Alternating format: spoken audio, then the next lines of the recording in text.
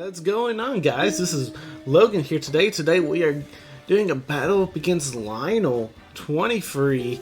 Anyway, he's rocking out with his Hydreigon, Corviknight, Amoonguss, Greytusk, Samurott, and Iron Valiant. Very cool team. Very interesting. Trying out that new Samurott. I actually have to go out and catch me one of those. I still have not yet done that.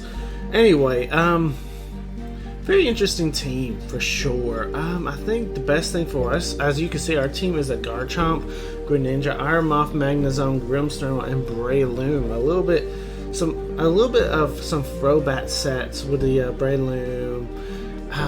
I guess you can kind of say the Magnezone's a little bit throwback as well. Garchomp's kind of unique though with it, and hopefully we can be able to showcase that off today in today's episode. But anyway, for leads, you got a fire weakness, dude.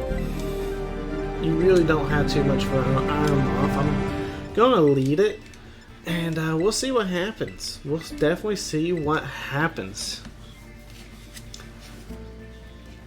Because my Iron Moth, we're able to set up the Toxic Spikes. And, I mean, heck, if you don't have, like, you do have Defog on your team, but you really want to bring a Corviknight in against, like, a Flamethrower? I mean, that's going to be a little bit difficult for you, my friend. So, I mean, let's see. Hydra coming out, which is a Hydreigon, going up against our Iron Moth. Now, this Iron Moth is definitely a very defensive Iron Moth, not very offensive at all, but it does pack the weakness policy, so if it does get hit super effective, it's pretty good. It's pretty good, though. You know, I mean, we're still able to do some huge damage. I really don't know what kind of Hydreigon this is. If this is the Focus Energy Hydreigon, obviously I'm a little bit in trouble. But most likely it's not. I'm going to see what happens. He actually packs the Earth Power, and it one-shots us with a critical hit. You gotta be kidding me. Critical hit turn 1? Okay. That's a bit unlucky.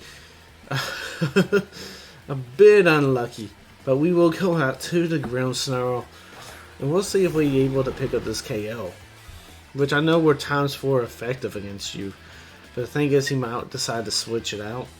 Man, losing Iron Moth like that though. Iron Moth was going to be huge for us in this game, and now we just lost him. He does switch out. Either way, I'm Spirit Breaking. We're lowering someone's special attack. It's Among Us, aka the Moongus. This probably won't be doing that much damage, but hey, a little bit of damage here on the Amoonguss, you know, sometimes it helps. Don't have to worry now about the Sludge Bomb as much, because we did lower his special attack. So there's that. I can go ahead and set up a light screen as well, and we should be able to get some stuff going. Let's see what happens. Okay, so we get the light screen up. What do you got? Clear Smog? Yeah, that's not doing that much damage, especially with the special attack drop plus the light screen support. Yeah, I mean, we're looking alright. I think at this moment, we definitely want to go ahead and reflect on up as well. Just that way we know that we have it. And then, yeah, he decides to put us to sleep. Okay, fantastic. Grimmsnarl has already done all the work that it needed to do. So I'm okay letting Grimmsnarl kind of stay as a sleep fodder for right now. Like, we really don't need him until the Hydreigon comes back out, probably for the late game. So that's always a good thing right there. I feel safe actually going out to the Garchomp. I know he's going for Clear Smogs. I understand that. But, I mean, if you go for the Poison or something, you know, my Garchomp actually has a Facade. So yeah, double power damage. So like that's I noticed people have been trying to burn him. Ooh, I like how Samurott came out. Yeah, people try and burn Garchomp like all the time. So it's kind of nice, you know, to have the Facade, because you know it's gonna be a super power move. You know, people ain't gonna be expecting it. We're seeing right here a Terrestrialization onto the Samurott of all things. Very interesting. It's gonna be Bug. Really? Okay. Bug on the Samurott. I wonder what kind of... I guess I could see that being somewhat helpful in this current situation, but I think overall, how helpful is it? Mega Horn coming out. This does not KO. This does not KO. Thank you. The light screen may have saved me there a little bit. Yeah, I mean, I'm okay going straight for that Dragon Claw for right now. See if we can pick up this KO on something anyway. Alright, yeah, Knight. Which obviously is the Corviknight. Honestly though, if we can start chipping at it, yeah, that's fantastic. It does have the Rocky Helmet. I'm expecting... This is my play. I'm going to get him low enough. And then I want to click the Earthquake when he goes for Roost. We'll have to be faster. That's the problem. Actually, no, that kind of helps us out. Let's go for another Dragon Claw. See if we can pick up this. No crit or nothing. Here comes probably the Roost. Yeah. Thing is, him being a slow rooster means I probably cannot click my Earthquake, right? I'll have to switch on out. Because Garchomp with 18 HP left is still very, very valuable. Believe it or not. So, I mean, we definitely need to try and keep Garchomp around. Roost coming back out again. He's just trying to get back to full health. But we have our Magnezone. And Magnezone is definitely threatening this KO right now. We can almost be... Oh, wait, he cannot switch because we trapped him in. Oh, yeah, let's just Thunderbolt this guy. Yeah, you can't switch. He does probably have the body press, but do you even get it off? We just paralyzed you. Yeah, there's the body press, but yeah, we take it. We're good. We're good. Now you're having some of my Rocky Helmets. And, yeah, I mean, we'll Thunderbolt you because there's no reason for us to vote switch in this current situation because I don't want to give you the switch advantage as much, you know. I mean, hey, Magnezone, that's a huge Pokemon. Taking it out right now is very, very nice. Unfortunately, I tried to commit too much with my Garchomp just because that first Dragon Claw did so much. It looked pretty good, you know, but ultimately that did not work out the best for us. Now we know that this thing has Earth Power. We're not going to fall for that a second time. We almost assume Fire Blast as well. Right now, I think we go back out to the Grimmsnarl. See if we can try and wake up. In worst case scenario, we're firing the Grimmsnarl, which is probably not really that good of a situation for us. But, hey man, we're doing what we can, you know. Hopefully he can miss a Fire Blast. That would be fantastic. Fire Blast does miss. Can we wake up? No. This is I believe that was turn 1 of her first turn of sleep. So now can we wake up? Fire Blast does now connect, and we go down to a critical hit. Man, Lionel, man, you're getting lucky on these critical hits today. Not gonna lie, man. So we're gonna go out to Greninja.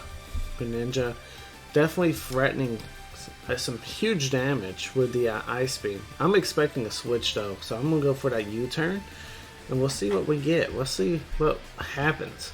Expecting the switch. He may stay in, knowing that he can live an Ice Beam, but after this U-turn damage, you will not be able to live an Ice Beam. So it is what it is. But we are getting switch initiative to the Samurai. That is Terra Bug. So yeah, that's alright. That's alright. We'll go ahead, do some good chip damage onto that thing. And now we can bring out something that can actually handle this. Really and truthfully, we're running out of Pokemon that I feel like can handle it. But we will go out to the Garchomp here. And Garchomp can go for maybe, as long as he doesn't have the Aqua Jet, we can definitely get up. Which, there's the Aqua Jet. Okay, so Garchomp does go down, unfortunately, but we do get some rough skin damage onto him. So that, at the end of the day, that's all that matters, right? We can go back out into Greninja. Greninja, we know, will easily outspeed this thing, so that's I believe that's the game plan right now. Stab the Ice Beam. That way we're not worried about Hydro Pump missing. Plus then it makes it to where that Hydreigon probably doesn't want to come in. He actually goes for Aqua Jet, of all things. Which, I mean, yeah, it makes sense. But that just means that you're going to be giving up your Samurai. Which I appreciate. Anything that you want to give up to me at this point, I'll take. The Greninja's gonna practically have to carry us the rest of this game. Made a little bit of a misplay with the and here goes a Hydreigon once again. Now, does this Hydreigon happen to be Choice Scarf by any chance? Could it be? Very well could be Choice Scarf Hydreigon. But knowing that the amount of crits that he's getting makes me think it might be something else as well, like Scope Lens or something. But he does outspeed the Greninja, so he is Choice Scarfed. Choice Scarfed on the Hydreigon. Ooh, that's not good. That's really, really not good for us. I will try and go into Breloom, hoping that he misses a Fire Blast and we put this thing to sleep. I could have terrored Rock. Oh, fantastic. He thinks I had the Mach Punch. And here comes the Among Us, which is obviously the Amoonguss. And I can't do too much to this thing. I had the Magnezone, but that's about it. And obviously he can click Spore of his own too. I mean, obviously I don't know if you would do it in this current situation. But we'll substitute up right now. Just because I want to see what you want to do to me, you know? Clear Smog, that's all you got. Unfortunately, though, it might be strong enough to break our substitutes. It is. But it basically gives me a free switch to a Magnezone.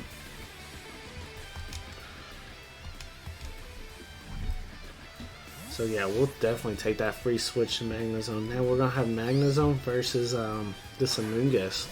And hopefully things work out in our favor here. If I was Lionel, though, I'd be thinking about trying to switch on out, but knowing that my Amoonguss cannot do anything.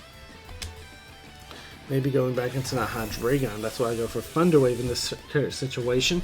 But he does stay in, and probably goes for Spore.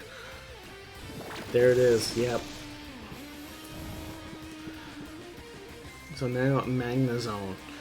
Basically her only Amoonguss counter is now asleep.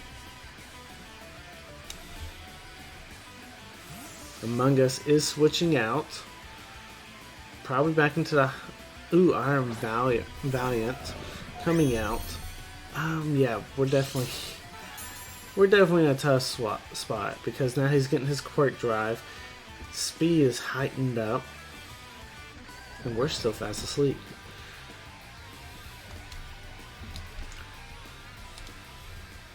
We can try and go into Breloom. This Breloom is trained to be a defensive tank, so hopefully he can take something. But I mean, the Iron Valiant can obviously turn around and go for Moonblast. That's how versatile this Pokemon is. So, very, very tough situation for us right now. Yeah, because I mean, we're not going to be able to do that much damage anyway. Yeah, we'll try and Spore.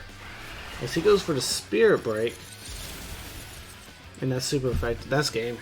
It's been game for a little bit anyway, but very well played, Lionel. Very well played.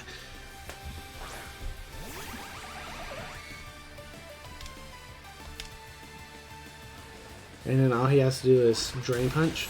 Okay, yeah, very, very well played. Good game, Lionel. Very fun game. Very tough game, too, I might add. So, very, very... I enjoyed it. Alright, yeah, that was definitely a tough battle for me to overcome after that turn 1 critical hit on my Iron Moth. Iron Moth checked his team so well, and Iron Moth just went down, turn 1. Very, very tough battle. At the very end, it was practically kind of obvious that I probably wasn't going to try and win. But for me, I always feel like I need to try and play them out the best of my possibility, my best know-how.